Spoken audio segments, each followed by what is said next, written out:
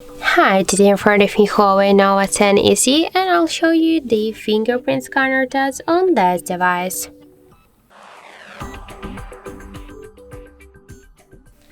So I just set up my fingerprint to the scanner on the power key button on the right side, and now I'll make a couple of tries to unlock the device with my fingerprint and we'll see how fast this feature is and does it works.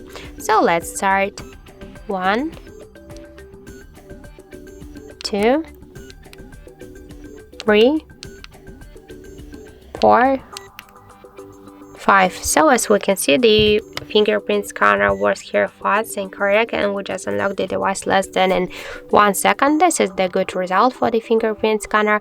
You just shouldn't press it, you just should not hold it, just simply touch it to the fingerprint scanner.